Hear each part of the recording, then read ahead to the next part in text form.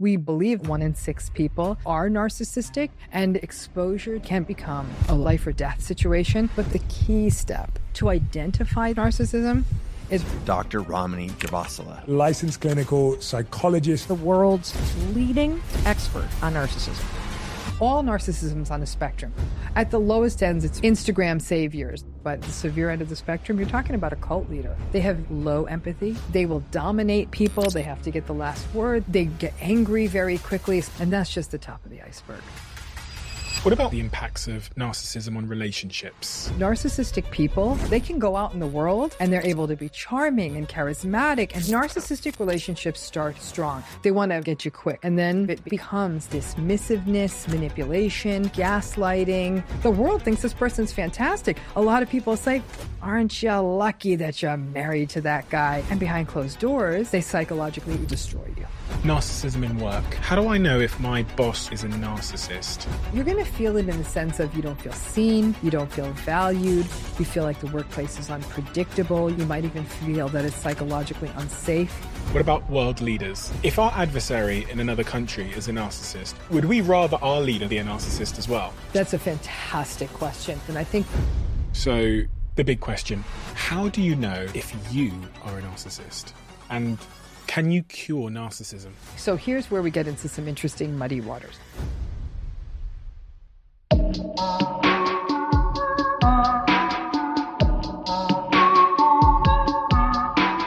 Dr. Ramani, you've committed so much of your life and your energy to the subject of narcissism. Why does it matter?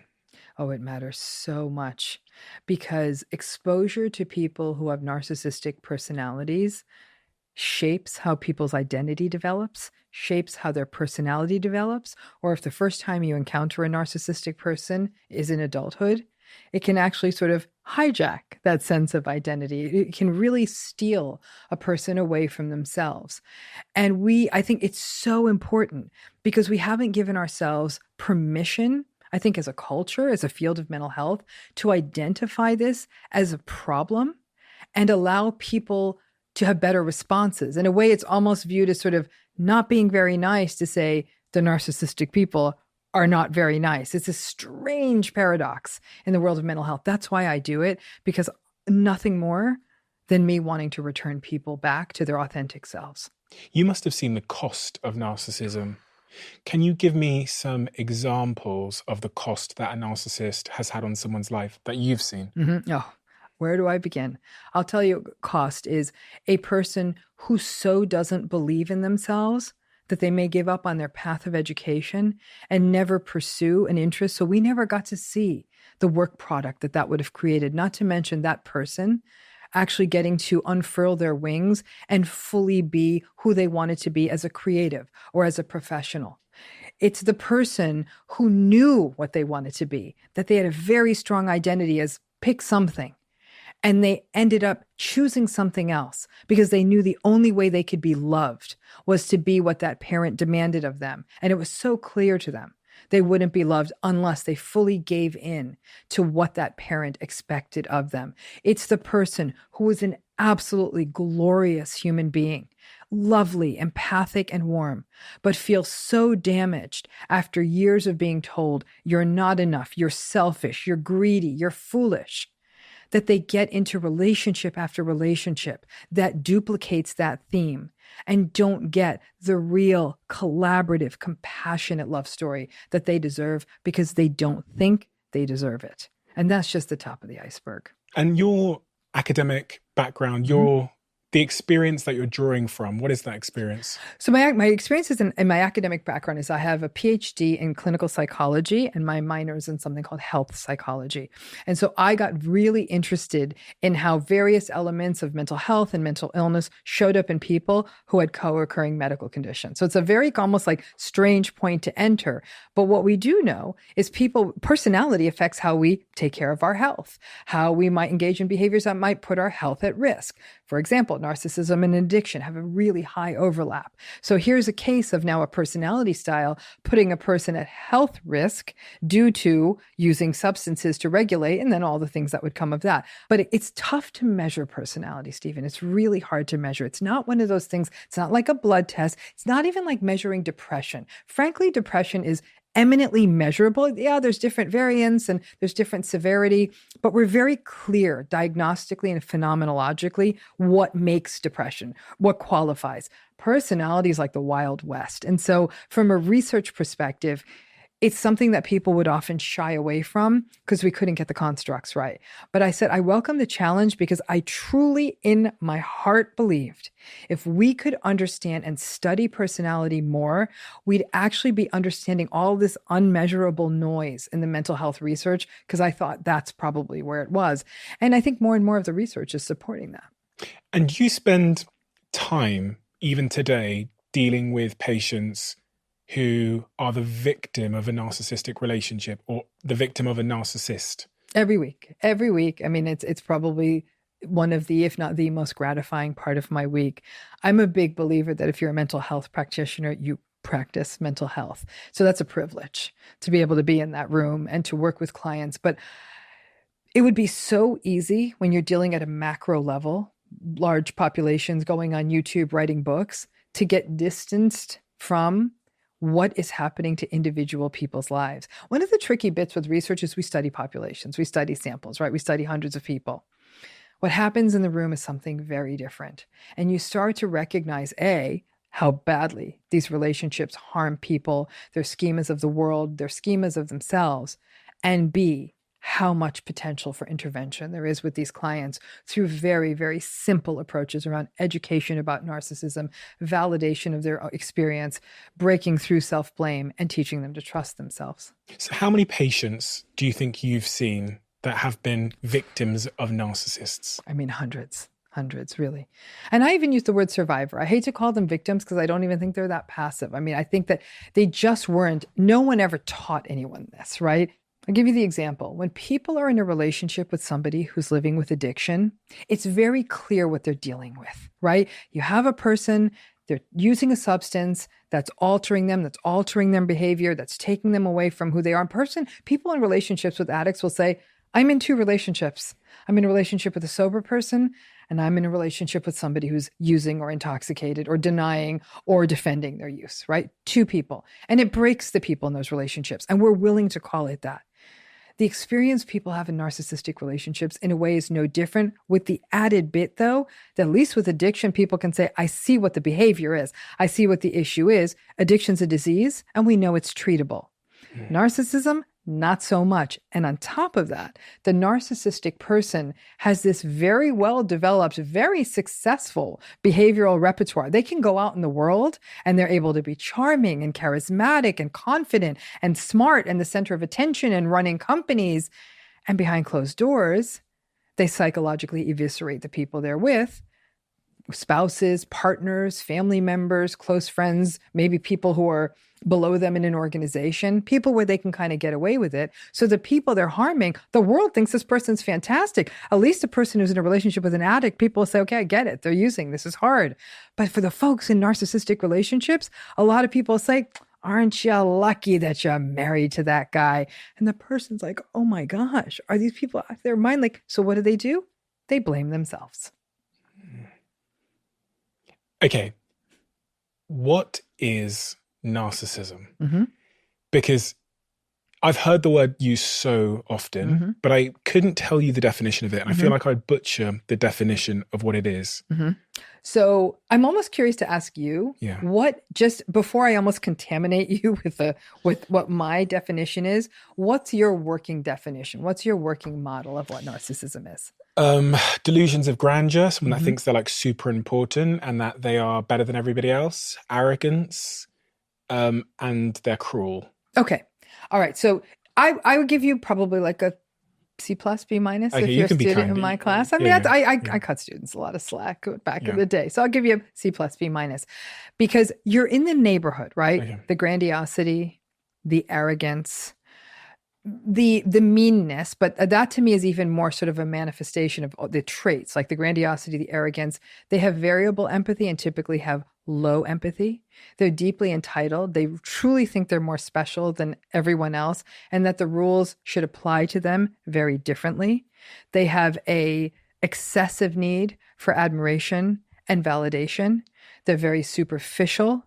They don't really have the capacity for deep, sustained, intimate relationships. They're very much referential to the world out there, outside of them to set goals. They don't have a good internal sense of like what matters to me, what do I want to do? They just want to do what they do, again, to get that admiration and validation. There's a shallowness, a real emotional shallowness to narcissism. Those are the patterns and traits we sort of see. They're very, very self-centered, very preoccupied with themselves, the good parts of themselves, the bad parts of themselves. It's very rare for them to sort of lift their heads up and genuinely notice the experience of another person. That's what narcissism is. How does it show up? It shows up as devaluation, dismissiveness, manipulation, gaslighting. They get angry very quickly, especially when they're frustrated or disappointed. And that can show up as overt rage or overt anger, yelling, screaming, or even violence. That can show up as passive aggression, withholding and withdrawing. They're prone to betrayal. They lie, they cheat. They make promises about the future they never keep, but they do that to keep people around so they won't leave them. So it's part of a larger sort of a manipulation. They will dominate people. They have to get the last word. They will shift blame onto other people. They will rarely take responsibility for their misdeeds, even when they're clearly caught in them. And if they do, they'll still blame the other person. They're very neglectful and careless in relationships. That is narcissism. How can you tell the difference between someone having a bad day, an asshole, and a narcissist? Because some of those things there, I thought, on a bad day, I might do that. Yeah. The whole collection together, no. Mm-hmm. But on a bad day when I haven't slept, okay, do you know what? I might blame someone or whatever else. Okay. What's the distinction? When a person has a bad day, and we all have bad days, and on those bad days, we might look, if the only tape someone had of us was of that day, ooh, right? But here's the piece. When people are not narcissistic and they have bad days, they will take accountability, they will make amends, and they will change their behavior and say, I'm not doing this again. This is not okay. Why wasn't it okay? Because it was none of those people's fault. You didn't get enough sleep. And whether that means we reach deeper to be as kind as we can to the people, in some cases, especially if it's people we know or we see again, you may not know the random person at the gym, but if someone we know or work with, we step out of ourselves to say, the way I conducted myself yesterday wasn't okay, and I'm really sorry about that. And so that they're having that experience of you taking accountability. That's where I know we're not dealing with a narcissistic person. We're dealing with a bad day. And a bad day is just that, a day. It's not every day. With a narcissistic person, many days, I'm not going to say all, but many days are characterized by these machinations, these manipulations, and these invalidations. The person in a relationship with a narcissistic person feels like they're constantly on their back foot, that they can't be themselves. They can't express a need. They can't express a want. They can't even express a feeling for fear of it being shut down. So there's your not narcissistic person. What about an asshole? Okay. I do think assholery and narcissism are pretty, we use the terms interchangeably. I think though that here's my asshole belief, since this is something, I think the construct validation on asshole is probably still needing to be done. I think assholes tend to be pretty consistently assholes.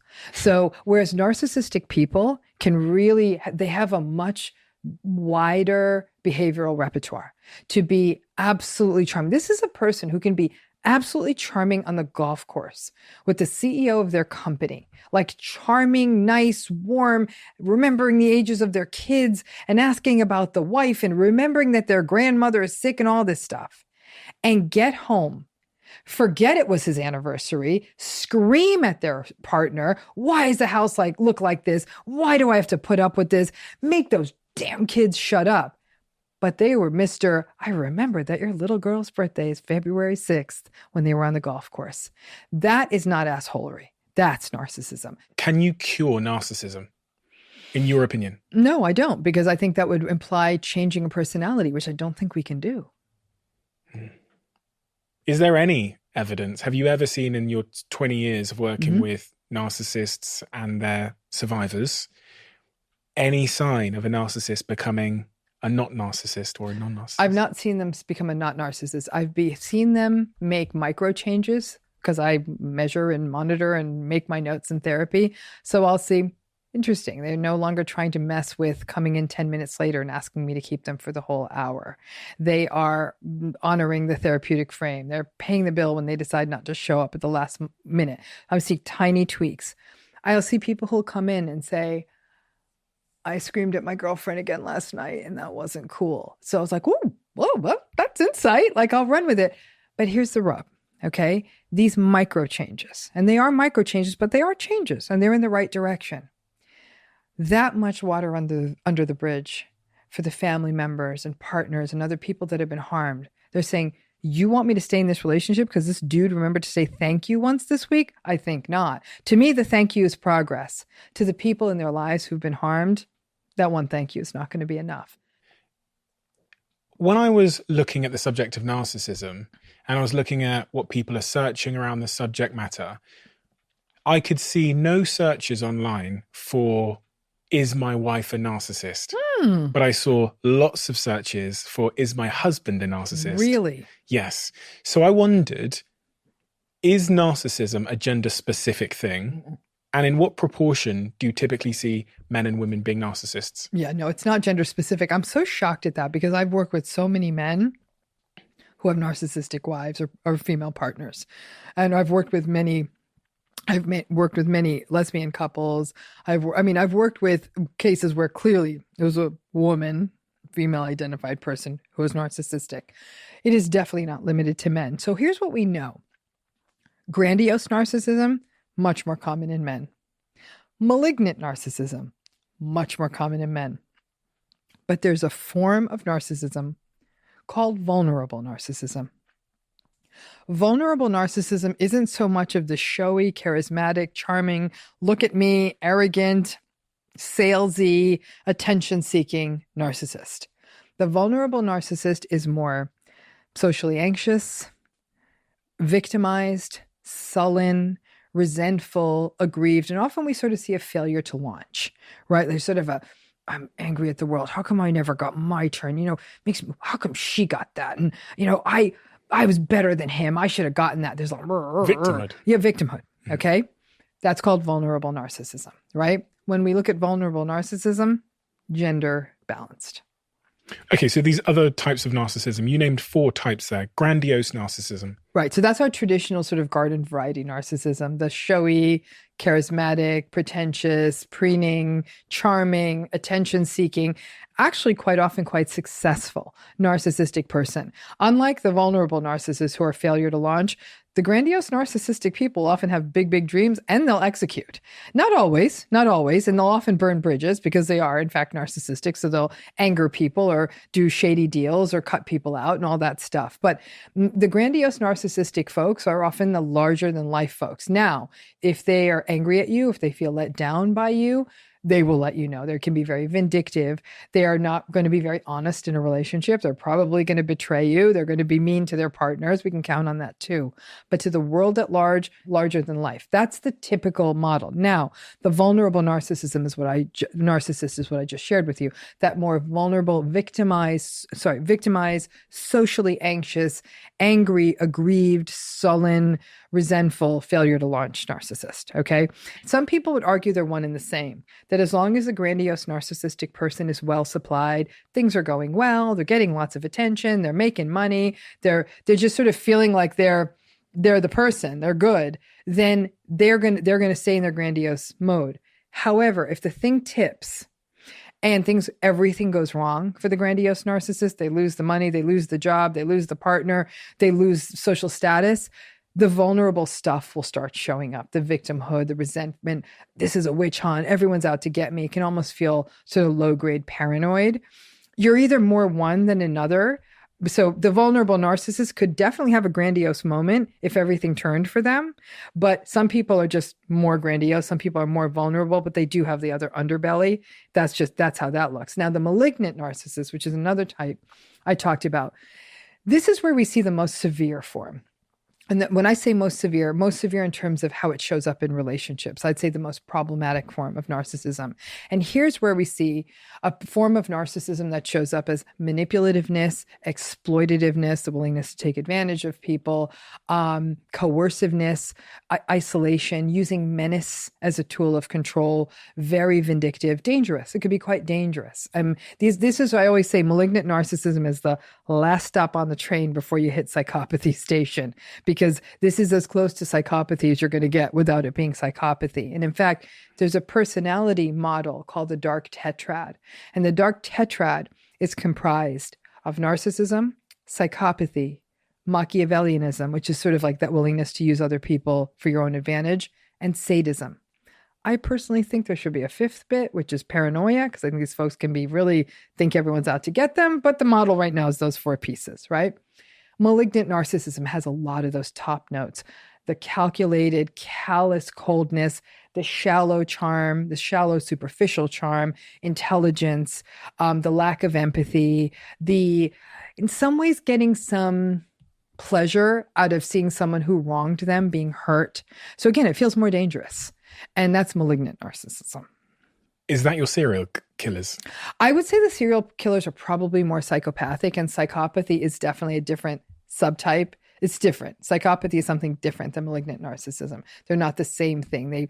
They look different, even genetically, and they look different, probably look different in the brain. Psychopathic people have they don't have remorse. They don't feel guilt. Whereas malignant narcissistic people they know they did something wrong. A psychopathic person, it's almost as though they don't understand what they did wrong, not because they have a mental deficit, but because they literally have zero capacity for empathy. And the fourth type of narcissism? So I gave you vulnerable, grandiose, malignant, and the fourth type is communal narcissism. Right? Grandiose, malignant, vulnerable. Yep. Yes, the fourth type is communal narcissism. Communal narcissism is very interesting. It's a relatively new construct in the field. It came around 2003 is when I started reading some of the first papers by a guy named Gebauer. I think he was at the University of Munich at the time. And I loved the work. I thought it was absolutely compelling because it was this idea that there were people out there who were going to get their narcissistic supply, not through the usual, look at me, I'm so great, I'm going to do things so people tell me I'm great, but by doing good deeds, by being perceived as saviors, by being perceived as grand rescuers, humanitarians. So the communal narcissist is a person who gets their narcissistic supply, their praise, their admiration, their awe, by doing these good deeds. And that's the motivation for doing the good deeds, not the good deed in and of itself, not because you care about a refugee group, not because you care about the plight of animals, but because you want to be viewed as a good dude. And so that's the communal narcissist. Now, what gets interesting, like with all forms of narcissism, all narcissism is on a spectrum. It's not an either or, from mild to severe. All of mental health is on a spectrum. There's no such thing as a black and white dichotomy in mental health. It's mild to severe, mild to severe. And what's interesting with communal narcissism, at the lowest ends, it's sort of like you're more like Instagram saviors. Like, look at me, I'm saving the world. But, like they're cleaning up the beach in their bikini. And I'm like, is this about how attractive you are? Is this about really trying to save the environment? Like, it really is about, are we talking about apps or are we talking about trash in the street? Like, what are we talking about? But they want the validation. Like, what a cool person you are for spending your weekend saving elephants. They're relatively harmless. They're moderately ridiculous, but they do get angry if people don't give them a big bravo for how humanitarian they are. You take communal narcissism all the way to the severe end of the spectrum, you're talking about a cult leader. These are now people who are saying, I have the answer to the universe. I know everything. I know you better than you. They'll bring people into cultic systems. They will completely, separate them from their sense of self and their sense of self-worth, have no problem doing it, and tell them that they're doing them a good thing the whole time. That's, to me, your severe cult leader, or I think all cult leader, forget severe. A cult leader is really probably where communal and malignant narcissism come together. The big question, how many people are narcissists? This is a big question because our problem is this. There's really no good studies about this. It's tough to measure narcissism. Who's really going to cop to being really entitled or really manipulative? You often don't get people who are going to answer those questions in an honest, open way. when we look at the prevalence of narcissistic personality disorder that are done in what we call large-scale epidemiologic studies, we see the rates to be somewhere between 1% and 6%. But that's the diagnosis, and that's in really structured research settings. Narcissism is a person who has enough of the narcissistic personality style to be noticeable, to be experienced by others. It's a spitball number because we've never done the numbers. So I'd say if spitball numbers probably sitting somewhere between 15 and 18%. I think that's a good guess, about 1 in 6 people. I think if you're in a major metropolitan area, it's going to be a little higher. I think in certain industries, it's going to be higher. I think in certain, maybe even cultures, it could be higher. So, but if you were going to just ask me for a global prevalence, I mean, I think it's my best guess. And I think a lot of folks in the field might agree with me. Again, enough of it that you would notice it, enough of it that people are being affected by it. So you've met 6 team members of mine, including me. I have not. So... I've only met 4 of you. So you're still 2 men down. You're okay. You might still be coming it through. Because my next question was, which one do you think it was? So far, so bad for you, because each one of us has been sweeter than the next. So Steven, you're in the hot seat right now. Oh gosh, sugar. Okay, interesting. Okay, so I mean, 1 in 6 as a spitball number is scarily high. That's interesting. You think it's scarily high. I mean, I think it's about, I mean, listen, we know how, I actually don't think it is. I think if you went to a small town, you might hit closer to 1 in 8, because I think a small town is almost based on a greater need for sociality. I think there's more interdependence in that kind of a situation. So narcissism isn't going to probably work as well. Mm-hmm. But I mean, 1 in 6, I think if any of us really went home and did the soul searching, listed out the names of everyone we knew, the number's probably going to track. Is that number increasing? Are we breeding narcissists because of the sort of social and societal changes that have occurred? I'm thinking about Instagram when you said that. I was thinking, is social media a narcissist creator? I think it's a narcissist amplifier, but I don't think it's a creator. Narcissism is a personality style, and like all personality styles, it's a social, emotional, developmental phenomenon that happens from infancy into adolescence. So somebody jumping onto Instagram when they're 18 and posting lots of selfies, they're a decent person. That's not going to turn them narcissistic. It might turn them boring, but I don't know that it would necessarily turn them narcissistic. I think it could take, if somebody's got the traits, they have the tendency to need the validation and admiration. And again, a person posting selfies, that doesn't make them narcissistic. Because Jack went on holiday up this mountain and he posted loads of photos. Okay, so no, but we have to, if Jack's a nice person, right? Jack is excited to share his trip with everyone, right? But if he was kind of like rubbing it in. Okay, so that's all right. Jack just lost some points there. Poor Jack. But but I would say this, what we'd want to know with anyone who's posted a lot of vacation photos, right? And they keep doing it.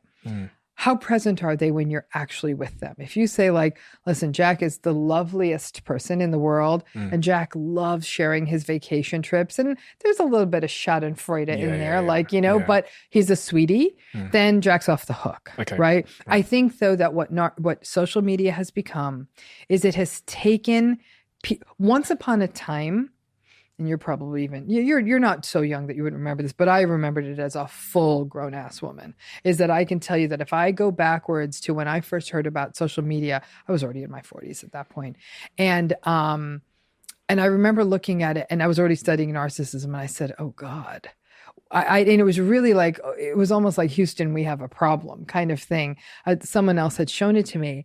And I thought to myself, this isn't going to create more narcissists. But once upon a time, for a narcissistic person to get validation, they'd actually have to have a shave and a shower and get out of the house. You couldn't just sit home and get validation. You had to go to work, get it in a family sphere, get it in your town bar or pub or something like that. But it wasn't going to come home from you just sitting on your ass at home taking pictures of yourself. Because I don't know if you've ever tried to take a picture of yourself with a camera. You're either going to catch your head or your mouth. Like that's how we used to try to do it, right? So now there was a tool for these people to have a megaphone to say, look how wonderful I am. So a person who was already narcissistic, this was going to harness it. And sort of, it was an accelerant on a fire that was already burning. But it's I don't keep it in believe the house, though, isn't it? Which sounds like it's a safer place for it to be than wandering around the streets. Yeah, well, the point is, what, keeping them at home rather than Yeah. But I still think that what it did, though, is now we get into a bigger philosophical question. This many people depicting lives that are, look how much better my life is than yours. Look how together I am. Look how great I'm doing. While that might be something the narcissistic people will do to offset their sense of insecurity, because that's sort of the core wound in narcissism, there are other vulnerable people who are watching that content who are not narcissistic, but already feel like they don't measure up. And we've created this really messy space of people who already devalue themselves, looking at these lives far better than theirs and wondering, what's wrong with me? Roughly 1 in 6 people have a podcast. So I was just wondering. I mean, that many people think they have something that interesting to say, right? So, and like I said, everybody's trying to put their voice out there, their vacation pictures out there, their breakfast pictures out there are not narcissistic. I think in some cases, I don't think we should over pathologize what has become a new way of interacting. It's interesting. I have children. My daughters are now both in their early 20s, and I'll watch their facility, but I see what they're doing. It's not narcissism. It's actually communication. And they're staying in touch with a very large net of widely spread friends. And there is a lot of intimacy there. So I think young people whose cognition kind of also grew with it, they use it in a more sort of seamless way. Listen, what's it been around now? We're going to soon come 20 years, around 20 years since social media has been around, right? We're rounding that horn soon.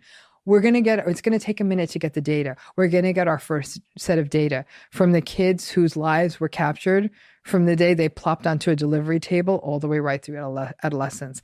That data is going to be very telling. I don't think it's created more narcissism. I think we've always had grandiose narcissists. I think they make history. They've been our leaders. They're the people we've always looked to. They've been the town mayor, whatever.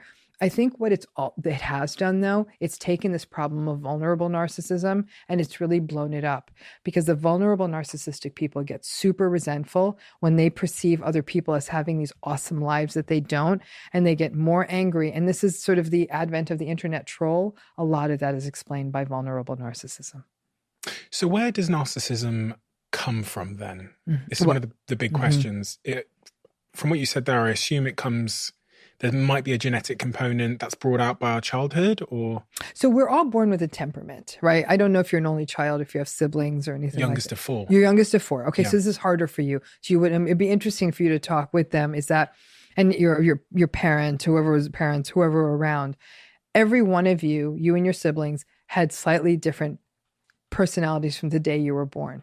And that rolled out in early childhood. So you'll see that one kid who's just easy breezy from the day they're born. You'll sometimes see that kid who's just a clenched up ball of nerves from the day they're born. You'll see that kid who just doesn't want to chill for a minute from the day they're born. That stuff is called temperament.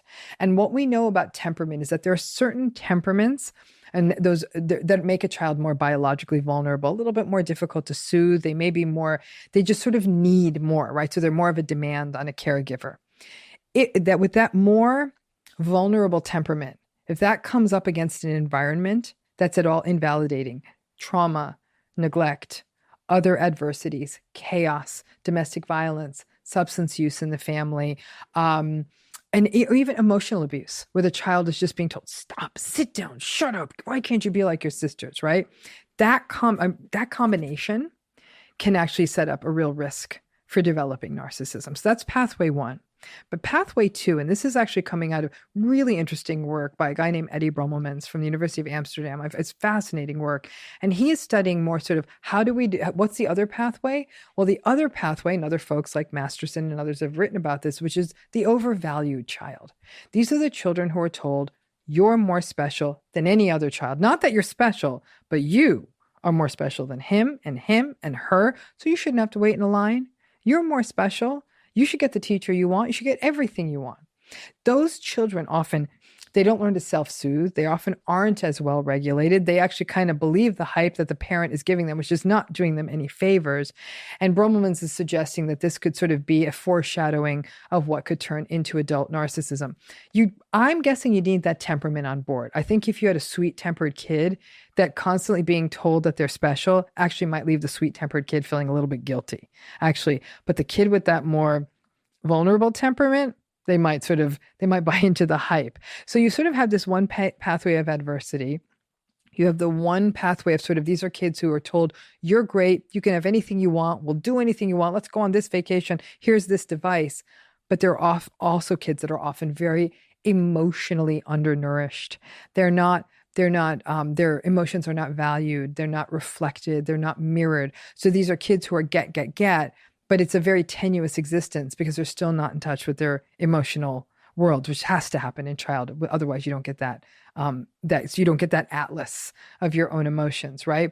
So those tend to be the two primary pathways. Now, not every kid who goes through those pathways will become narcissistic. In fact, the vast majority will not. So I think that it's very complicated, and what we call it's multi-determined. It's a very multi-determined series of pathways to what leads to adult narcissism. And because of that, I always say narcissism is one of those stories we can always tell backwards, but it's really difficult to tell forwards.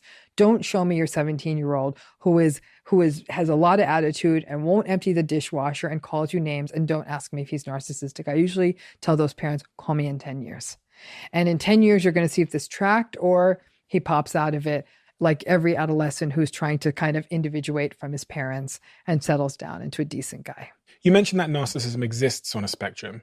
So does that mean that someone can be a little bit narcissistic? Mm-hmm. I would say somebody can have milder narcissistic presentation. So what I mean by milder, the mild narcissistic people, the best adjective I could use, they're annoying, they're emotionally immature, they're superficial, they're shallow, they're vapid, and they're also very self-centered. So these are people, when they're having a problem, they expect the world to stop for them, take their calls, talk to them for hours. But the day finally comes that you need your friend, they're nowhere to be seen, like, oh, I don't have time for this. So it can feel like a very, very imbalanced relationship. And when you're with them, the mild narcissist can actually be kind of fun, right? They're like, let's go to this new hot, hip, whatever, blah, blah, blah. And they're fun and laugh and dance and attention seeking. Could be fun for a minute, but it would be very difficult to have a long-term committed relationship with someone like that. It'd be difficult to raise children with someone like that. It would have been very difficult to have been raised by someone like that. Are narcissists more successful professionally? Yes. They're much more successful. That's the problem. And I'm not going to make this a blanket statement, but I'm going to tell you now that they're more ambitious. Success is life or death to them, right? Because it's validation. It's the blood that flows to their psyche. So the stakes are much higher for them. The rest of us, we want to succeed, but at the end of the day, we would say, I've got my family, I got my friends, I got enough money in the bank, I got some food in my belly, like I'm good. But for them, it's the air in their lungs. So they're more represented in leadership. They make more money, especially narcissistic men make more money than agreeable men. They're more successful at dating. They're more successful.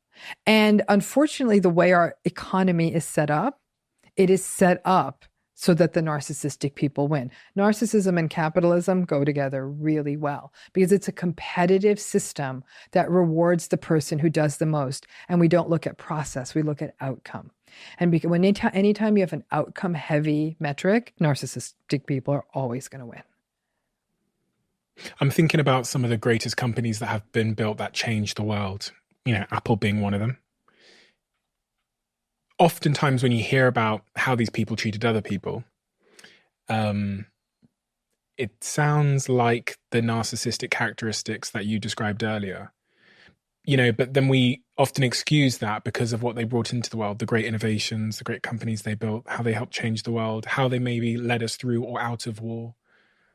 Mm-hmm. So what do you say to that? Is it sometimes worth their narcissism for what they gave the world? So here's a rub. I completely agree with what you're saying.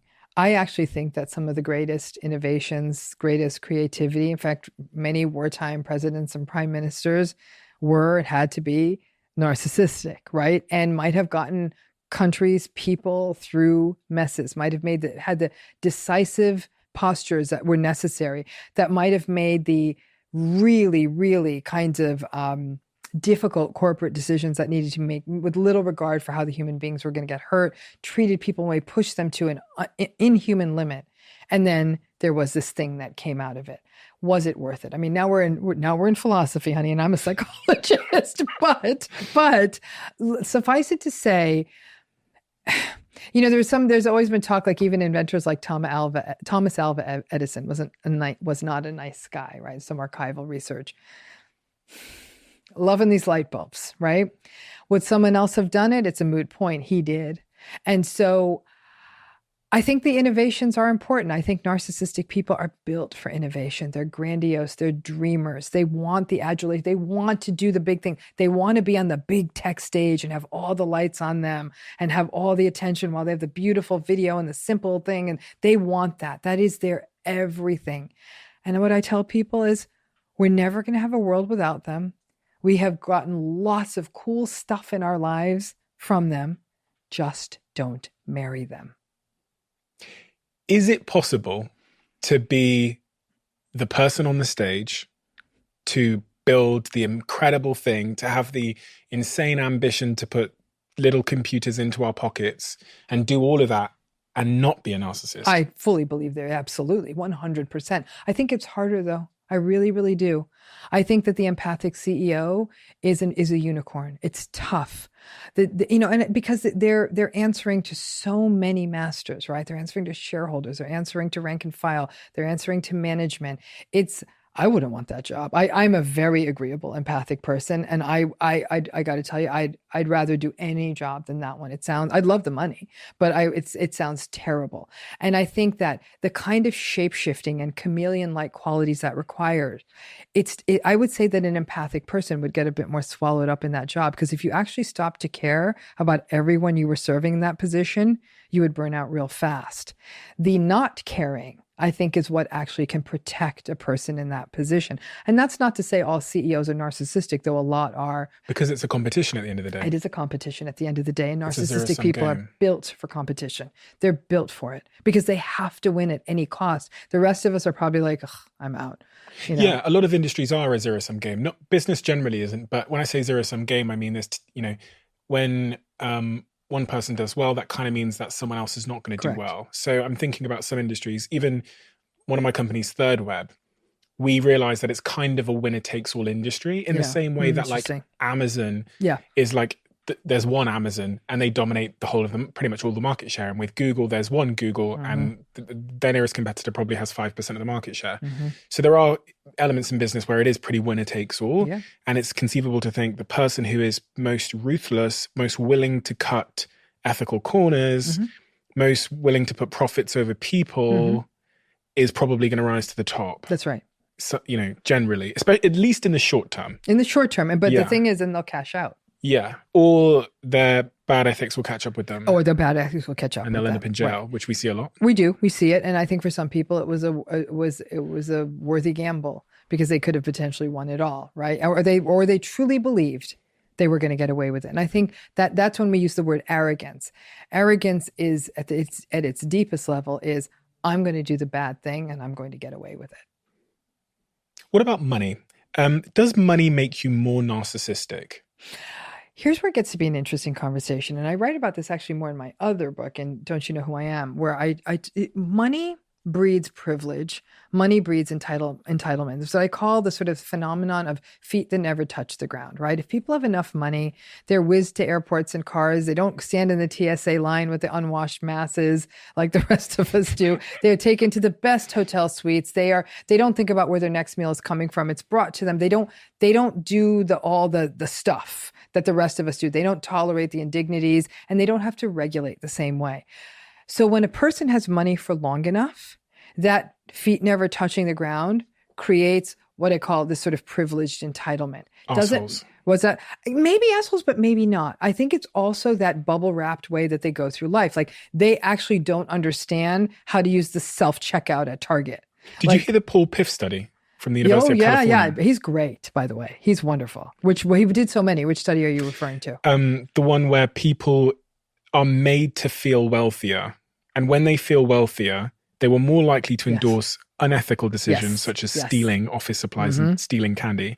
People who were made to feel wealthier also gave less to charity. Yep. People who were made to feel wealthier expressed happiness through feelings that were self-focused, such as through pride, contentment, and amusement. And people who felt less wealthy were more likely to agree with statements that were focused on others. That's right. Which kind of suggests that being wealthier and feeling wealthier makes you more of an arsehole. It makes you more of an asshole. It makes you more self-referential, right? So I think that, does that make sense? That's surprising. You'd think it'd be the other way around. Not at all. Not at all. Because I think that, again, Paul's research is great, by the way. He's wonderful. He actually did another research study where he studied, he went to busy intersections in Orange County. He's a professor at UC Irvine, or was at the time when I had met him. And they'd go to busy intersections, stop signs, not red lights. And he found that people who drove luxury cars were far less likely to make a full stop at the stop sign and compared to people who had more sort of, middle level cars. I mean, it was fascinating. So there's at least a dozen published studies that show that narcissistic people drive more dangerously. So it's an interesting kind of an accumulation. But per the money part, I don't believe, like, if a person was a full grown adult, 30, 35 years old, and they were an agreeable, warm, self-aware person, and they made a lot of money, okay, I don't think you would turn them narcissistic. I do think you might undercut that self-awareness because they may be sort of pulled out of the world that the rest of us live in. So there might be unrealistic expectations for how the world, like, why are we waiting in this line? I'm like, well, that's because what we do is wait in this line because they've come out of it, but they're not cruel about it. They're not like, why are these dumb people making me wait in line? So it's not a dismissiveness. It's almost like, how is this so inefficient? There's like a disconnect, I guess. So I wouldn't say money. I think what he's showing is that money creates a self-centeredness, right? As you thought it might go the other way. But I think that we sort of double down on sort of keeping it. And there's an importance. I mean, money is the ultimate source of narcissistic supply because it delivers power. It delivers admiration. It delivers a greater likelihood of getting sex or getting laid. It delivers all kinds of stuff. So for a narcissistic person, the quest for money is the surest quick ticket way to get this thing called narcissistic supply. So you'll often see them attempting to do that by any means possible. So, but they're driven to the money. I don't think that the money is what makes people rotten. I think the bubble wrapping at that point makes them entitled. It's a different conversation. How do you know if you are a narcissist? Does a narcissist know they are one? Is there a narcissist test one can do? There's about 5 to 6 tests out there that are designed to detect narcissism in its various ways. All of them have flaws, like I said, and it's not even fully the fault of the test because this is a very difficult thing to measure, right? We're trying to measure things that are not socially desirable, right? That's really tough to measure. So a lot of the narcissism tests will measure things like and some entitlement, assertiveness, self-importance that people may not find as offensive, but the research actually shows that narcissistic people overestimate their empathy and underestimate their negative effect on other people. They do not have a clear look at themselves. They really have an almost diluted sense of who they are and how they go through the world. So when a person says to me, I think I'm narcissistic, I always say, hold the presses. You need to tell me a little bit about you, because there's a lot of people out there who think of themselves as narcissistic because they're in relationships with narcissistic people who have told them over the years, you are such a selfish person because this unfortunate person is doing simple things like saying, hey, could we go where I want to go for dinner once? Or, I want to talk about my feelings. And then their narcissistic partner saying, oh my gosh, you're so selfish. And they're really sort of indoctrinated into this idea or gaslighted into this idea that there's something narcissistic about them. Once we clear the decks of that, is there a subset of people out there who are narcissistic and are kind of in some awareness, like this might be who I am? Yes. And we call them self-aware narcissistic people. They're out there.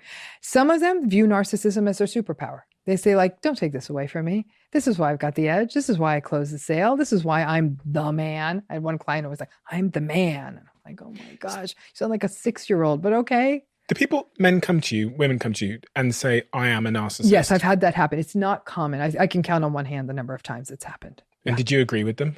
In about an hour, yeah. What were they? How did they figure out they were a narcissist? What were they saying?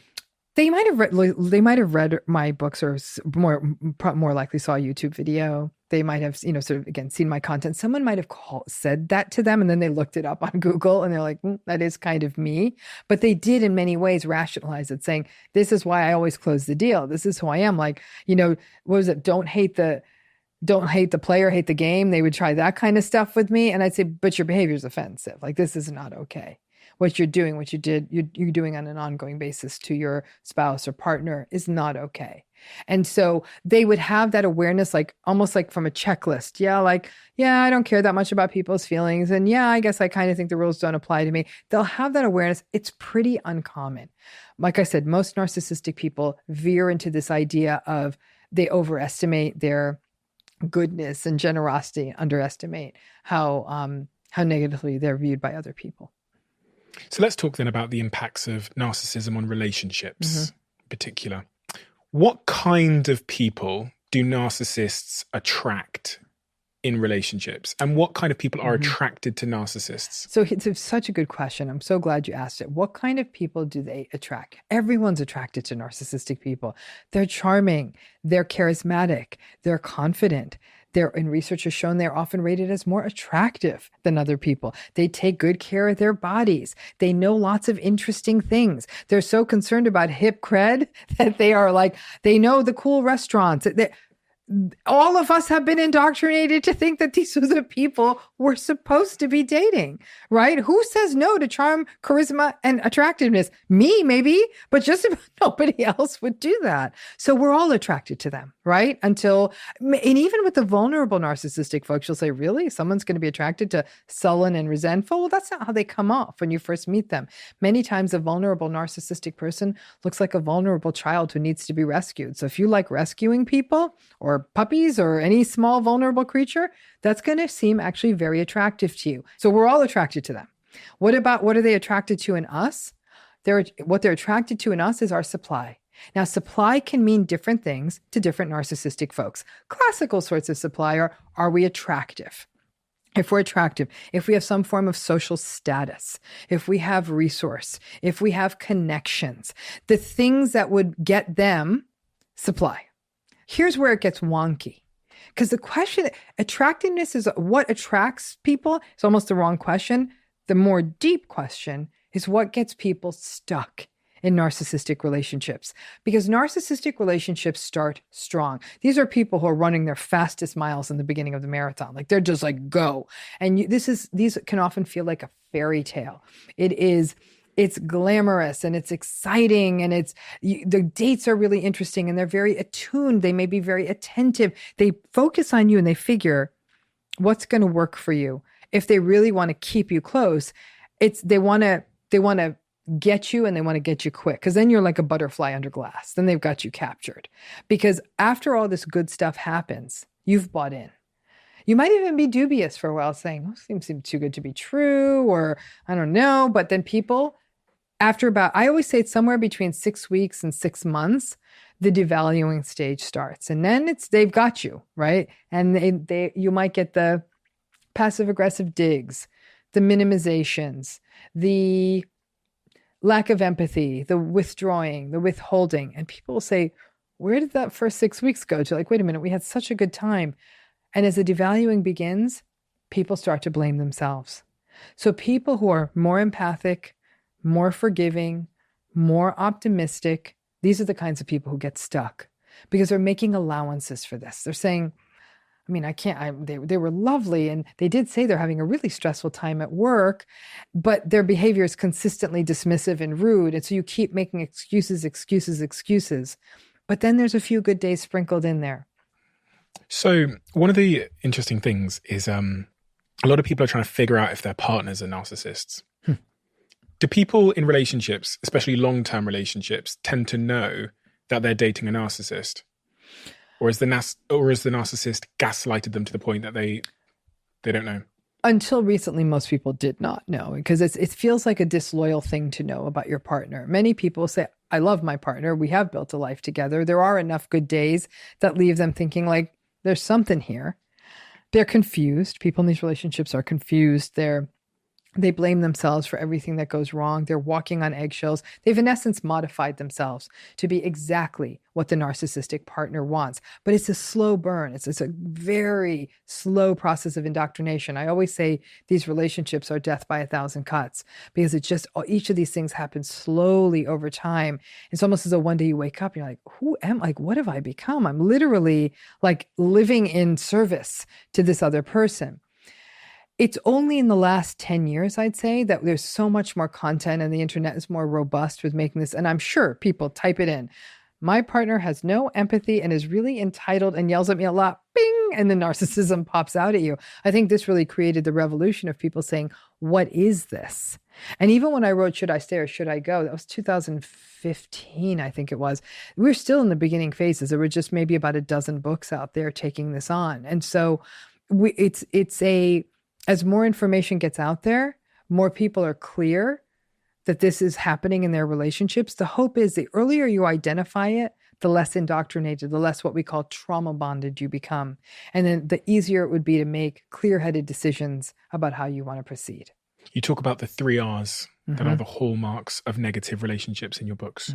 What are the 3 R's? So the first is rumination, okay? That the rumination it's an obsessive thinking about the relationship. And it's usually in an attempt to either say, what did I do wrong? What happened? What is going on? It's a trying to fix it. So these are the 3 things that someone that's in a relationship with a narcissist will do.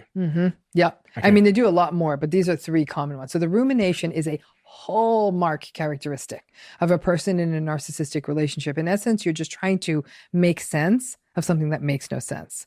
The next R is regret. And that regret links to bigger themes like grief. People having regret that this is the parent I have and I will never have a close, loving relationship with them. The regret that this is the marriage I created and my children will never get a healthy model of marriage. The regret that I've spent 20 years in this relationship and really all I have to show for it is a whole lot of nothing except that it's harmed me. So the regrets play out even big ways and even small ways. Like, why did I say that? Why didn't I say it that way? And then the last R it's really euphoric recall, the R being for recall. By euphoric recall, I mean that people in narcissistic relationships have an uncanny ability to sort of cherry pick the good things that happen in the relationship to keep rationalizing it and justifying it to themselves. So they might be in a narcissistic relationship where the person has really treated them heinously for a month. But on one day of that month, the narcissistic person, when they went to the grocery store, for the first time, remembered to bring home 2 muffins so that you could have a muffin. And the person's like, they brought me home the best blueberry muffin. Wasn't that thoughtful? They brought me home a muffin. We had muffins together. So the euphoric recall is the over-focus on those good experiences as a way, in essence, to create this sort of psychological buy-in so then you can maintain the status quo.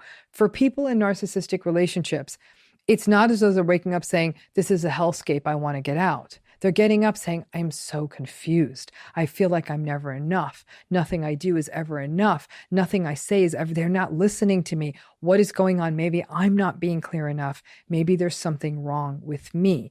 So that's the confusion element. So it's not like everyone's saying, I want to get out of this. There's a lot of history. There's a lot of experiences together. So people, again, and they're also confused because there's good things that happen and bad things that happen. And that's what creates, like I said, this thing called the trauma bonded relationship. So people might even be able to say, like, there's something about this that isn't okay, and might even be able to articulate, these are the problems in the relationship, but the idea of leaving this relationship fills me with an absolute sense of panic. Would a narcissist play to that insecurity and that history? Well, the narcissistic person created the insecurity, and they will, because the narcissistic person is an expert tactician, right? Because that's what they bring to relationships, is tactics. And so they are very expert at knowing, like, your wound is abandonment, piece of cake. So if you say, I can't do this anymore, I'm out, the narcissistic partner must say, okay, cool, let's call it quits. And you'll be like, oh, that's not what I wanted them to say. I wanted them to say they were going to fight for the relationship. You see what I'm saying? Like, it's so interesting because, and part of the reason narcissistic people are so successful is because they're so socially perceptive. They have no empathy. Social perceptiveness and empathy are not the same thing. What are they? Social perceptiveness is kind of being aware of reading the room, understanding what people need, understanding what makes them tick and what they want, and then strategically giving it to them to keep them on the chain or keep them in the position you need them in. That's not empathic. Manipulation. You used the word earlier on to describe narcissism. There's two types of manipulation you speak about, which is the sort of normal manipulation, which I think we all do in our own ways when we're trying to get our way with a deal or with sales or with someone or whatever, when we're trying to haggle for a discount, whatever it might be. And then there's this pathological manipulation, which seems to be a little bit different. Yeah. Pathological manipulation is that there's absolutely no regard for the harm it's bringing the other person. You really are giving absolute primacy to your own needs and then making the other person think that this truly is good for them. This isn't as simple as I'm going to sell this car to someone. Maybe it's not the right car for them. This is really around psychological stuff. And it's with somebody where, listen, you're going into a sales relationship. You understand what the sort of the codes of that relationship are. They're trying to sell you something, and you're trying to decide if it's right for you. We don't try to think of our intimate and our familial relationships as sales models. So our guard is not up in the same way. And yet the same tactics are being brought, and we're sort of bargaining on things that are matters of the heart and matters of closeness and compassion. So it's, again, the narcissistic person is so skilled at leaving the other person feeling that the thing they sacrificed or gave up was in their best interest. And ultimately, the narcissistic person is so self-centered that anything that they're trying to do is going to serve them. Projection. I've heard this phrase used a few times, like he's projecting onto you or she's projecting. In the context of narcissism, what is projection? So projection is a primitive defense that any of us can use, and we do use. All of us engage in projection. We engage in projection when some of that uncomfortable, unconscious stuff inside of us is getting activated. It's often shame-oriented, and then we'll accuse someone of something that we're actually feeling, like an uncomfortable feeling. That's projection. Give me an example. How you might project onto me. We're in a relationship, and I'll say something like, "Who are you texting, Steven? Like, why? What do you like? You're so shady. Like, why don't you show me your phone? Like, oh my gosh, Steven, like, what the hell? You need all the girls to like you, don't you? Like, that's what you're about. Show me your phone. Show me your phone. Show me your phone now." Okay. Guess who's got a side piece? That would be me. Oh, really? Oh. There's a life hack for you, Steven. Okay, so you're insecure because you know that you're sneaking Not around. Insecure. I'm doing a bad thing. Are you still pretending? No, I am no longer in a relationship. Okay, we're over. So we're done. That's because you cheated on me. Okay. Even though you didn't, Jesus. But it was me. But now I can go be with my new guy. Okay. So, but I'm giving you like such a low-hanging fruit example. It's any time we might accuse someone of lying when we're lying. We may accuse somebody of even being insecure when we're the one feeling insecure, right? We'll accuse someone of being uncomfortable when we're the one who's feeling uncomfortable. And all of us have different stuff we project about because all of us have different sort of psychodynamic histories, right? Well, narcissistic people do this all the time. Let me give you sort of a sense of what the inner psychological apparatus of a narcissistic person looks like. Despite all the shiny, charismatic, charming, arrogant, grandiose stuff on the outside, what's in them is, the best I can describe it, is a volcano, right? And that volcano, the magma and the gases and the lava, is shame and it's insecurity. Well, that's not very perfect looking, is it? So all these defenses, the grandiosity and the arrogance and the charm and all the rest of it, is like a manhole cover, a big manhole cover that covers the volcano. So all that insecurity doesn't exist. I'm just the smartest person you know, right? So they get to show up as perfect, as extraordinary. But things can kick that manhole cover off. Criticism, negative feedback, their friend doing better than them, their new venture not succeeding, them not getting something that they wanted, some form of frustration. Well, that means they're not perfect. The manhole cover gets nudged. The gases and the lava ooze out. And what does that look like? It looks like anger. It looks like projection.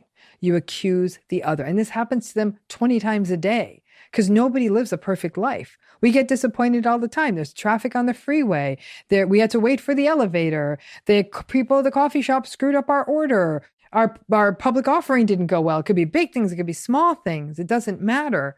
But each time the manhole cover gets nudged, that grandiose exterior gets tinged and they explode on others.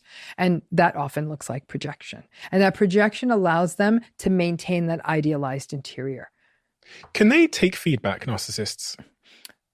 Like, do they listen to do they? No. They can't take feedback. They really don't. They cannot. The only time a narcissistic person may tiny bit listen to feedback is if it comes from somebody with much, much more power than them.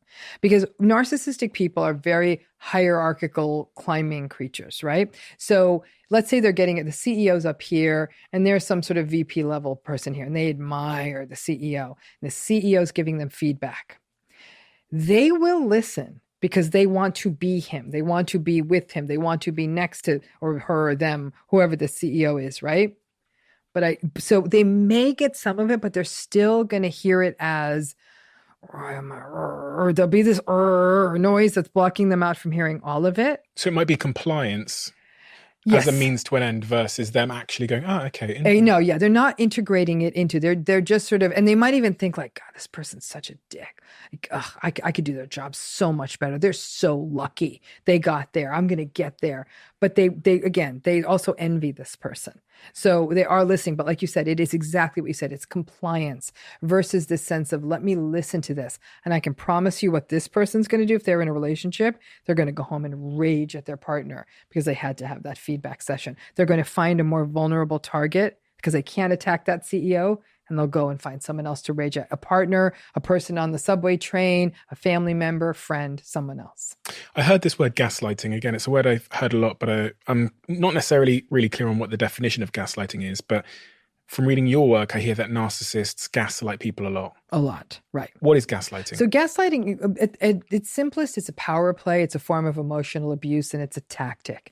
Gaslighting is predicated on a relationship that's ostensibly characterized by trust. So that's why strangers can't gaslight you in the same way as an intimate partner, a trusted colleague, a family member, even a person with expertise, like an attorney or a physician could gaslight you, right? Because there's a presumption of trust. So you're going to listen to the gaslighter. Initially, what the gaslighter will do is they will doubt the gaslighted person's perceptions, experiences, memories, even reality. That never happened. I never said that. You're making that up. We never went there. So now this person's a little confused because their reality is saying, yeah, we did. Yeah, we did. So initially, a person will fight back against the gaslighter. They'll say, we absolutely went there. Do you want me to show you the pictures on my phone? Then we go to the next step of gaslighting.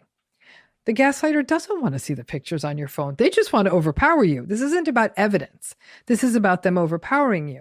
So they'll say, look, here's the pictures on my phone. And then the gaslighter won't say, well, you're right, we did go there. Instead, they'll say, oh my gosh, you are the most petty human being I've ever met. Is this what it is? You're just going to go on your phone to find the pictures to prove something to me? Is that what this relationship is?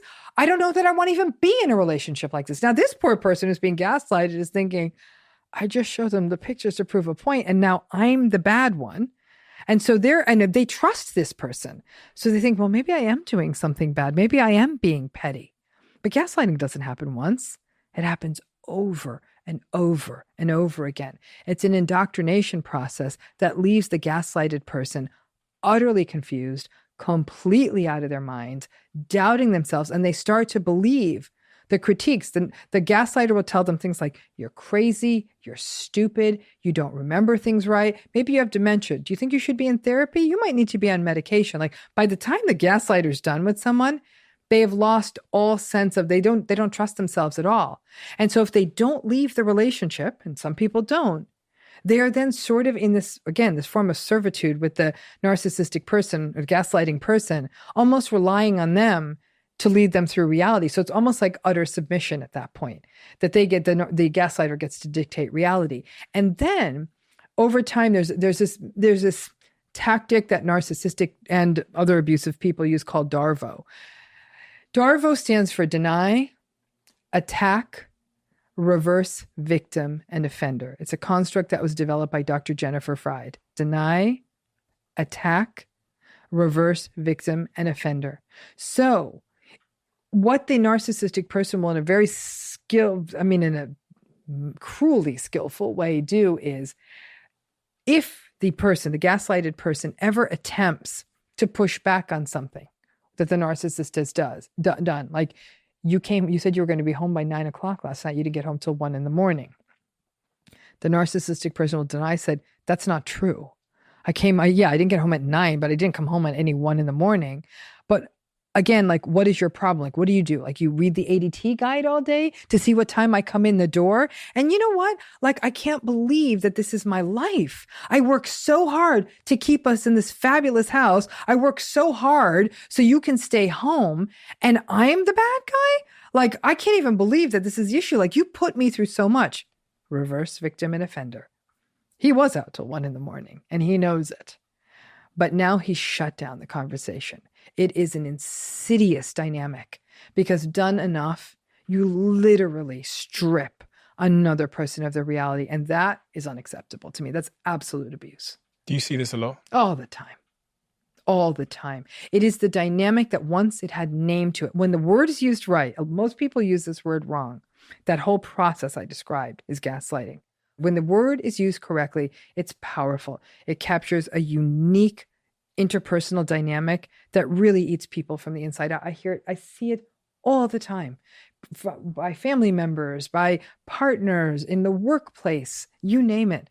And it really messes people up because they feel like they've lost their minds and they feel like they can't trust themselves. And I think that's a terrible thing to do to someone. What should you do if you're being gaslit? When you know what it is and someone starts to gaslight you, they literally deny your reality, right? You have to take a step back and say, that's not what happened, but you don't say it to them. The importance with gaslighting is you don't engage with the gaslighter. You now know you're being gaslighted, which means the other person in that interaction has the capacity to gaslight you. So what that means is, from your side, you need to shut it down. And that means no longer engaging. Does that make so that you cannot keep engaging with them because they're going to pull you down further and further? Yeah, it's almost like they're going to pull you down into being drowned or pull you into the quicksand. So when they start gaslighting, I never said that. One playback could be, we're having a different experience then, and leave it at that. Don't go down that slippery slope. Don't go down the slope. Don't show them the text message. Don't pull out the email. Don't try to prove them wrong. Don't engage with them. It's funny you're asking me this because I was recently gaslighted. I was relatively recently in a professional situation. And I'm thinking, not me. Like, I don't know much, but I know this. But they did. I was. And I got very upset. And in this particular situation, it was actually, I understand why it was like, think of it as a corporate structure that was gaslighting me. So sometimes very nice people who work in corporate systems gaslight because they're trying to prop up the narcissism of the corporation, but they're decent human beings. It was very clear to me. I've seen that happen. But in this particular case, I was being gaslighted. I got upset though, knowing all I know, knowing all the tactics. It's very dehumanizing to have your reality completely doubted. And so I did feel a sense of upset, but I confronted the person. I said, this is gaslighting and it's not okay. And I know you're better than this. And they happened to be. This was a lucky case where the gaslighter was not narcissistic. So we came to a conclusion. But when I've been gaslighted by narcissistic people, I just disengage. And I file it away and say, this person is capable of this. There's really not much juice here. This can only go so deep.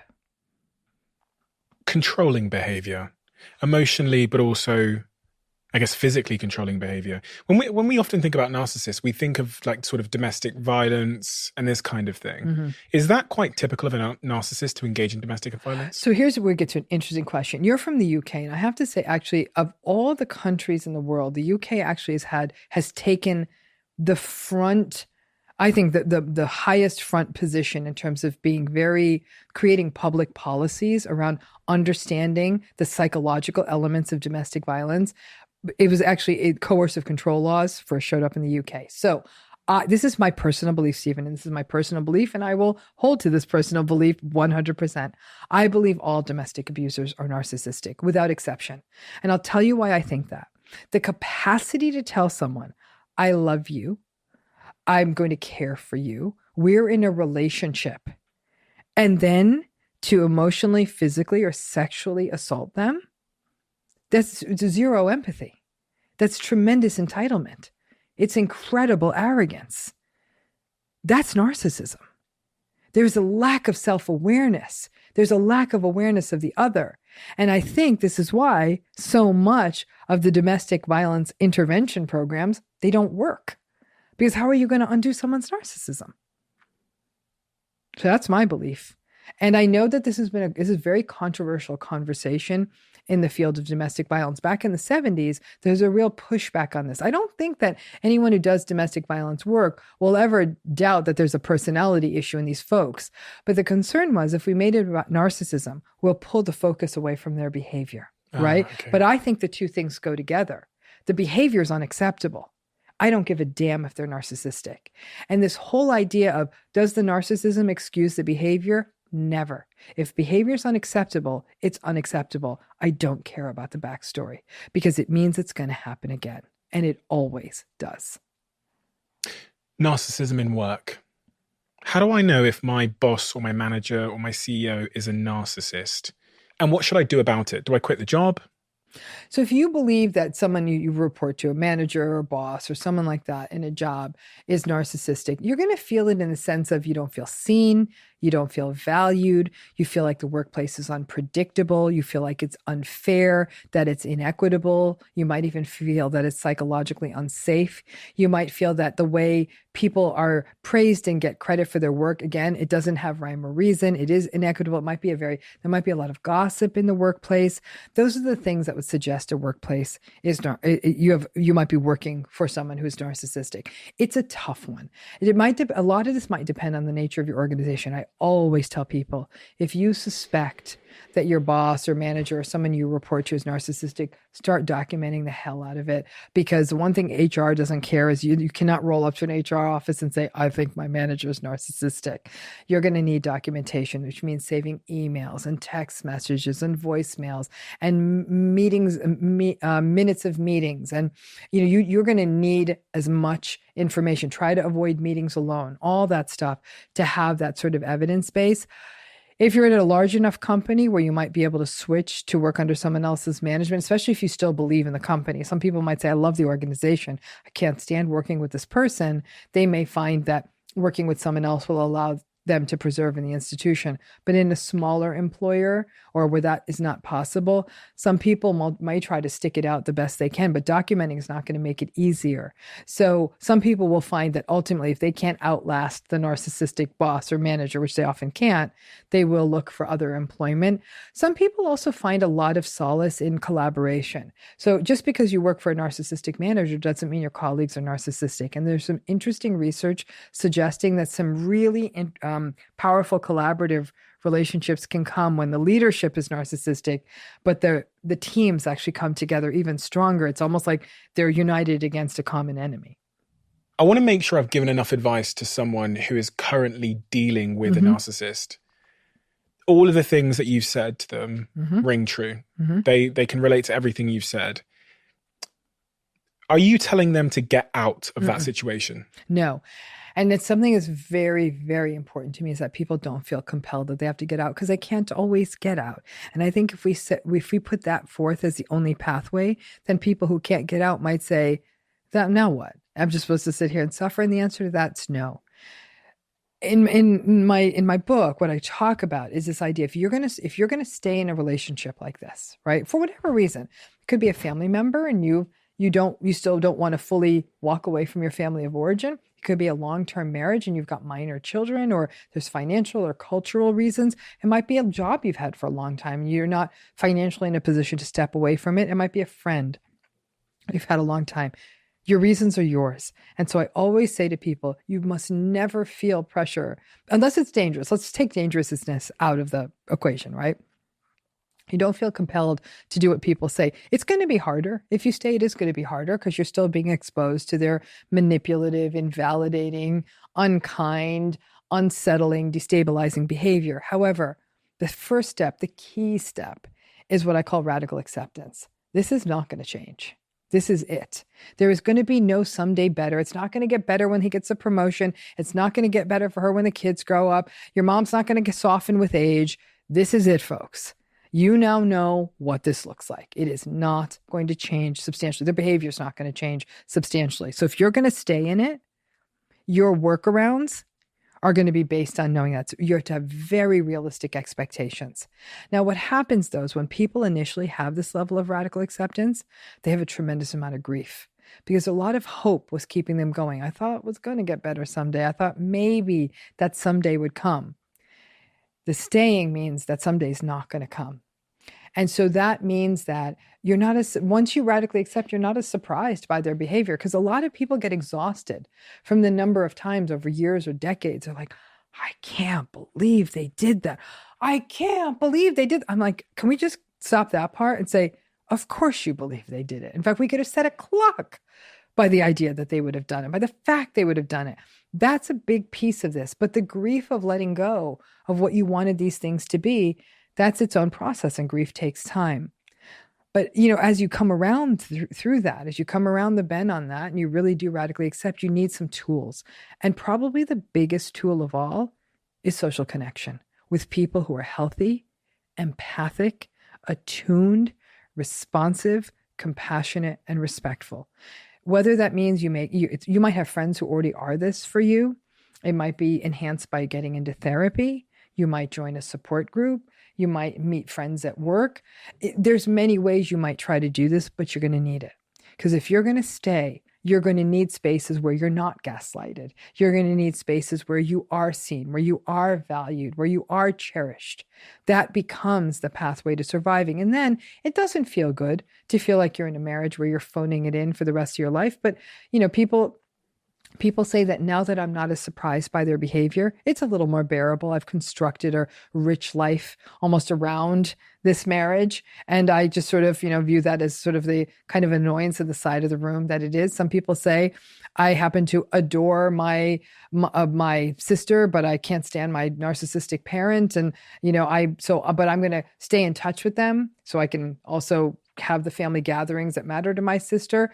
But I no longer have conversations with my mother. Or one person I know said she would regularly visit a narcissistic father because nobody else would give him the time of day, and he needed a little bit of assistance. She said, I'd set a timer, 90 minutes max. Once the 90 minutes rang out, I'd say, well, I got to jump. He'd always yell at her. She said, but better to yell at 90 minutes than at 3 hours. Either way, he was going to yell. So people get into this space of accepting what this is and its limitations. Some people over time may still decide to leave, but not at that moment. But staying and not radically accepting it will destroy you. Can you be happy in a relationship with a narcissist, do you think? You can be happy, but not with the relationship. So you don't think you can be happy with the relationship? I don't think so. No. I think you can see it with its limitations. And I think, I've met people who have told me everything about narcissistic partners who said, they happen to be able to do this one sex thing I love. And so that's just, all the rest of it's awful. We can't end anyhow. So we do the sex thing and it works for me. Some people will say, we both love watching period dramas, and they're my person to do period dramas with. Someone else said we're obsessive about collecting antique fountain pens, and I really can't stand spending time with them, but we get excited when we find a new pen. Someone else said he's a hell of a Scrabble player. You find the one or two things that work for you. Is it happy? Again, we're getting back into philosophy there. That sense of it, what's happy. On that point of sex, are narcissists better in bed? Depends on what you call better. I actually just recently there's a big piece in USA Today on this that I'd been interviewed for. They are very performative lovers. They are, as you can imagine, they almost want applause after the sex act, right? Because they need admiration and validation. So they actually can be rather invested in getting a partner off because they want to be told, oh my gosh, you're the best lover ever. They might want to be very mirror-y sex so they can see their body or your body because it's all, again, very performative. But some narcissistic folks are very selfish lovers. The sex can be a little bit porny, Like it's a bit, like a bit over the top. And like I said, it feels performative. And, but for some people where it gets into dangerous waters is when people are in narcissistic relationships and they feel like they're having sex just to go along, just to keep the trains of the relationship going along. And that's a very unhealthy precedent. So it can be on a spectrum from sort of ridiculous performative sex to maybe they're skilled that they want to sort of show off, but then they're like a little 6-year-old who wants to get a lollipop for having done a good whatever on you, and then all the way up to stuff that feels almost coercive. Superman has kryptonite, and in the context of the Superman story, kryptonite is the thing that he's kind of allergic to, the thing that kind of defeats his very strong set of powers. For a narcissist, what is their kryptonite? What is the thing that makes them fall to their knees and that they run from? But when they see it in a person, a trait maybe? I think that for a narcissistic person, there's a couple of ways kryptonite can show up. I think that the kryptonite that we could bring into it is not engaging with them anymore, right? Not giving them the satisfaction of the fight, not getting into the mud with them. But we have to be strong in the face of that because they're going to want the fight. So they're going to push and they're going to push and they're going to push and try to poke us and make us take the fight because they're really good at fighting. Another thing that's kryptonite for a narcissistic person is a person who's much, much more powerful than them because they sort of feel cowed by them. So if they meet, like I said, I gave you the example of the sort of middle level narcissistic person working in a large organization, and then they meet the big CEO. And it's really, really great if you had one of those empathic CEOs. And then the narcissistic person who's almost trying to get into the good books with this empathic CEO and all their usual tricks aren't working, that would definitely be a bit of kryptonite too, that the very person that they envy wants them to be sort of warm and fuzzy and all the things that they have contempt for. But I have to say, not engaging with a narcissistic person is the ultimate kryptonite, and not sort of oohing and eyeing. Narcissistic people are very used to people oohing and eyeing over them. What about authenticity? I saw you talk about that once, that they don't like people that are authentic. They feel threatened by people who are authentic. So, and to show up as your authentic self in a narcissistic relationship can actually be, I'm going to say dangerous. I put dangerous in quotes. It's not like they're going to beat you up, but they're not going to have it, right? Your true self, your authentic self, they're going to mock it. They're going to have contempt for it. They're going to, if you're not solid in that authentic identity, they're going to attempt to dismantle it, which is why many people struggle. If they don't know they're dealing with a narcissistic person, they may struggle with authenticity in a narcissistic relationship because it gets dismantled. It's hard enough for us to get to authenticity. If somebody wants to dismantle it, especially when we're younger, I think authenticity, the odds of it happening grow with age. It's hard to be a young, authentic person. But if you remain solid in your authentic identity around the narcissistic person, they'll actually probably get bored and leave, which is always the hope, right? They may ramp up for a little while, but then you're just not an interesting target to them anymore. So then they'll sort of slowly lose interest and walk away. Famous narcissists. What famous people are narcissists? Oh shit, you think all famous people are? I don't think all are, but I think a lot are, because the quest for fame is a very narcissistically driven interest, right? So I think most normal people don't want to be famous. They really don't. If you talk to average person, do you want to be famous? I'm like, hell no. I want to be able to go to the grocery store and have no one know who I am. I want to be able to live my life without being recognized. So I think we talk famous people. You're saying that, is it 1 in 5? 1 in 6 seems like a lot. I'd say famous people, we're at 40 to 50%. 40 to 50% of famous people are narcissists. I do. I really think it's a coin flip. What about world leaders? Now we might be closer to 60 to 70%. I mean, think of what you're signing up for. Yeah, it's crazy. I need to run a country. I believe I can run a country. And you know what? We have in over history had some good people do that. But when you look at the circus politics has become, which is performative and ridiculous and bombastic and cruel and critical and manipulative, I don't see how someone non-narcissistic could ever win at that game. Why do we vote for narcissists? Why do we put them into power? Well, I mean, I think that we still do what I call, or many of us call, we still fawn in the face of their charisma. I think we believe somebody who walks around thinking that they're all that they actually have the goods. I still think we fall for the circus barker. We fall for the person who is sort of selling the story. We vote for them. We choose them. And I think we want, this is the best example I can give you, Steven. When we go to a magic show, right? I don't know if you've ever been to a magic show. There's a place called the Magic Castle in LA. You should try to go sometime because I find it intriguing. But when you go, there's no such thing as magic. It's all sleight of hand, right? But for a moment, I don't want them to show me the trick. I want to be lost in the magic. And most of us, not all, I think some people want to know how the trick is done. But once we're shown how the trick is done, the magic's gone. Now it's just, right, it's dexterity, right? Mm-hmm. Most people don't want to know how the trick is done. We want to believe in magic. And that's why narcissistic people don't get called out, because there's something about them. There's something that feels, there's a confidence they breed because they have so much conviction, but it's misplaced conviction. It's not conviction backed by facts or integrity. It's just, they just believe it because they think it's true and it's going to forward their cause. So and that becomes a self-fulfilling. Exactly. But prophecy. We believe, most of us don't have that kind of conviction. We doubt ourselves. We question ourselves. And so when someone comes in with absolute 100%, I wanted to bang my hand, but I didn't, 100% conviction, we're like, wow, then they must really know what they're talking about. Leaders have conviction. But in fact, when we see a leader who's circumspect, who might say, well, give me a minute, I want to weigh both sides of this, those leaders are often viewed as more weak-minded and are less likely often to get the vote.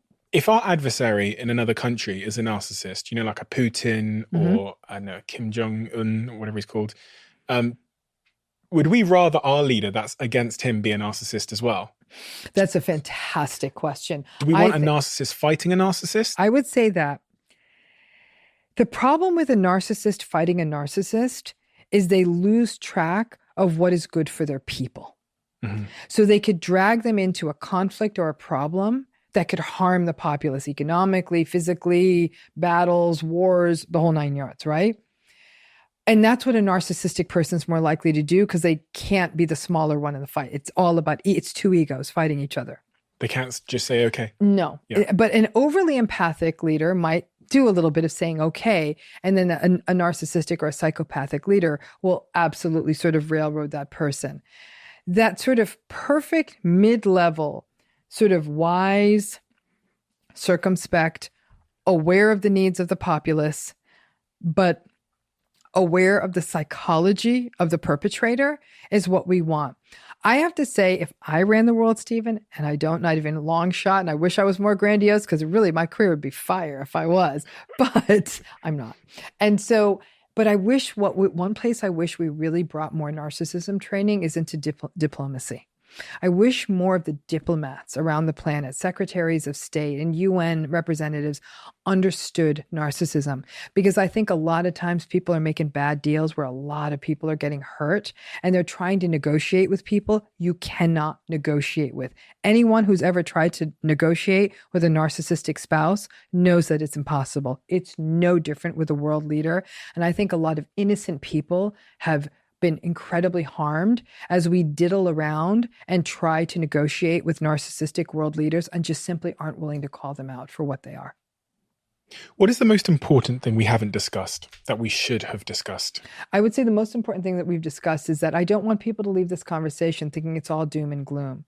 People can take themselves back from these relationships. This isn't like sort of some terrible deterministic destiny that I've been through a narcissistic relationship, so I'm never going to be authentic. I think what's remarkable is once people learn about this and they're taught about this and the dynamics of it, and they're given permission to call abusive behavior what it is, they're able to slowly but surely start coming back into themselves, no longer shaming themselves for having a need or a want or a feeling or a hope. People do heal. And I've seen remarkable stories of people coming back from familial narcissistic abuse, marital narcissistic abuse, long-term committed relationship narcissistic abuse, workplace narcissistic abuse, and out of it have come out so much wiser, stronger, finally enacting their creative selves. I really want people to leave this episode knowing all the dynamics, but that not only is healing possible, it happens all the time to people, but it's work and it's not an easy process. We have a closing tradition where the last guest leaves a question for the next guest. In the diary of a CEO, not knowing who they're leaving it for. And the question here that's been left for you is, Which was your darkest day, and how did you turn the lights on?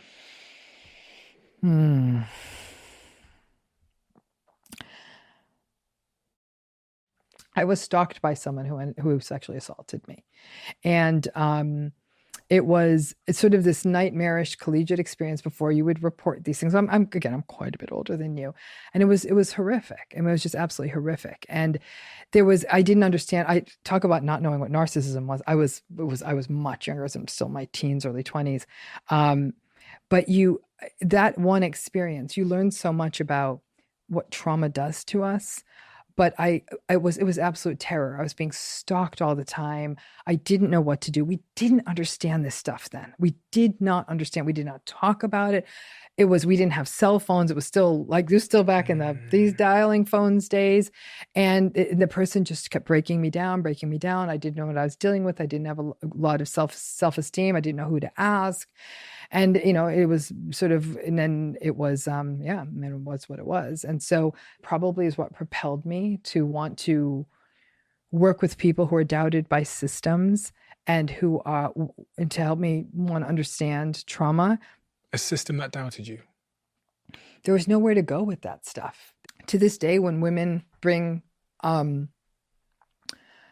reports of sexual assault or abuse on college campuses, they're not believed more often than they are believed. They're blamed. There wasn't even I didn't even know where to go. I didn't know where to take it. I didn't know who to tell. It's fine. I mean, when I say it's fine, I've done the work. I've been supported through therapy, but you just didn't know where to take it. Were they a narcissist? The person who did it, I didn't know them well enough at the time. There was someone who was sort of peripherally known to me. Yes, for sure. I'd say vulnerable narcissist, actually, which I think by far, even in some ways, is at level with the danger of the malignant narcissistic person. And in that time, Steven, very frankly, like doing this work, I don't know what your experience has been as a public person, but maybe as a woman of color, there's a little more risk, is that I've had people say very dangerous things to me in online spaces and issue some real threats towards me. And it all came back at me. In fact, we had something like this happen in the last few years, and it flooded me. I'd really compartmentalized that piece. And it was, and it all comes flooding back when you went through something like that, when you felt, again, back then it wasn't online stalking. It was using phones. It was following you places. My things were being stolen. It was a lot of gaslighting. My things would be stolen, then my things would be put back. So the campus police didn't believe me. They'd said, you said your stuff was stolen, but your backpack is right there. But the person would take my backpack and then put the backpack back in its place. Can I ask, how did that end? I left the university. Is that why you left the university? Has that inspired why you were focused on working on this subject matter at all? No. I think I'm like most people. It's your trauma. I don't mean to laugh about it, but I compartmentalized it, and I'm saying, like, as we mostly dissociate from our pain. And so consciously, it's no, not consciously. I think dissociation is a very protective mechanism. I think the way the mind and the body work when we've gone through trauma, I think the body's beautiful in how it tries to protect us. I think the mind is also trying to protect us, and together, like these are painful things. But the problem is them getting pushed away actually doesn't do us any favors, if you will. You know what I'm saying? And so, but yeah. Well, thank you. Thank you for taking the time to write such brilliant, important books on a subject that is still not well known enough. And the way that you go about both your videos, your content more broadly, but especially your books, is so important because you're giving information in a very, very accessible way. And information is always, and awareness is always the first step in being able to do something about your situation. And there must be so many thousands, hundreds of thousands of people, millions of people that have been exposed to your work. It's heightened their awareness. And because of that, they've taken a step out of a situation that wasn't serving them, that was hurting their health and happiness, and towards a better place. And that is a really remarkable thing. That is a really, really remarkable thing. This book was, I've heard about the word narcissism, but this new book, It's Not You, turned the lights on for me in a really, really important way. To be honest as well, as a CEO, as a business leader, it also made me ask myself a lot of questions about myself, about behavior that I have. I don't consider myself to be a narcissist, but as I was reading about the behaviors of narcissists and also the impact that it can have on someone, I thought, fucking hell, like, you know, it's, as you said, it's insidious. It's insidious. And I think I'm right in saying that we can all exhibit some traits of narcissism sometimes, and we kind of, define that as being an arsehole or whatever. And it really made me want to be a better person. It really, really did. Really made me want to be a much, much better person. So thank you for that. Thank you for shining a light on this subject matter. And thank you for all the millions of people that you've helped through your work. It's really important. I love that. I mean, I think that that's such an interesting take on it, is that we do sometimes do these things that are narcissistic, but we're not even because we are narcissistic, but to even recalibrate those behaviors. I think the better we all can be, the more we're fortified should someone who has these qualities come into our life, that we don't give up on ourselves. And I think that that's the more good we can sort of create in our universes, that the bad's going to happen. It's the nature of life, but we'll be stronger in the face of it. So thank you.